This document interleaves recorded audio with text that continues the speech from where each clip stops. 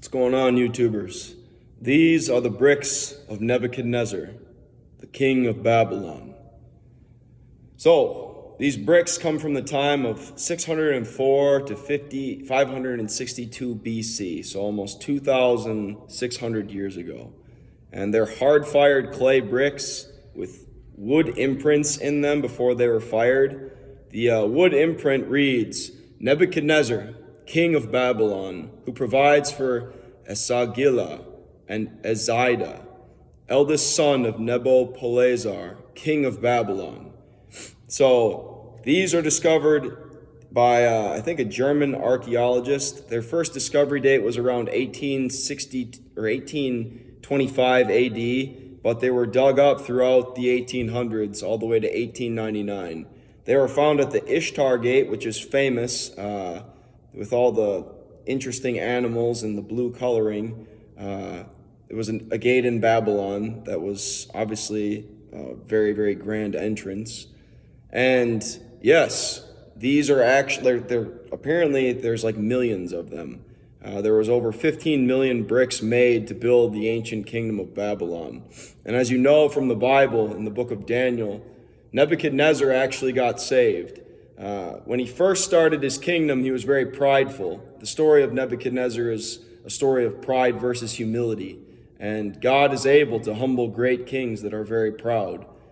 He was apparently cast into the wilderness by God and driven mad for a time period that is kind of questionable. His nails grew very long and he lived like a wild animal for a time, and then he was restored to his kingdom. And he saw many miracles.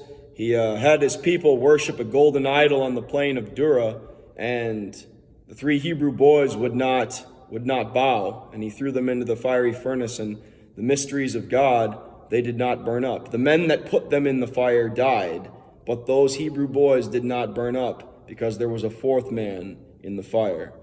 Maybe an angel, or maybe God's Son himself in a deified form, pre-incarnate Christ. It's kind of throughout the Old Testament.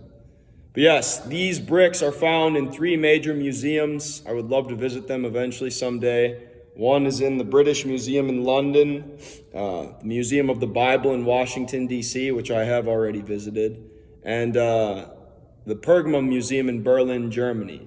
You know, it's interesting when you see actual history come alive before you, and you look at the Bible and what is written in it, and you think, wow, God is great. These were found also in Al-Hiliyah, Iraq, about 55 miles south of Baghdad. That's where their location was discovered. And that is also where the city of ancient Babylon was, where King Nebuchadnezzar was king, and then also King Alexander the Great was king of Babylon. Babylon was famous for its greatness and the hanging gardens, but it was also famous for its wickedness. And God utterly destroyed it. I actually talked with a black man back when I was in college, and he told me why Alexander the Great apparently died. It's interesting, you know, God had prophesied in the book of Jeremiah that Babylon would never again be rebuilt. And Alexander, after he conquered all of the kingdoms of the earth, wanted to settle in Babylon and rebuild its greatness and glory. And eventually, he got sick and died. And then his kingdom was scattered amongst his 4 generals. It's a very interesting version of history that I learned, and I think I tend to agree with it. God is greater than the will of man, and that is true in Nebuchadnezzar's life as well. And I think we will see Nebuchadnezzar in heaven.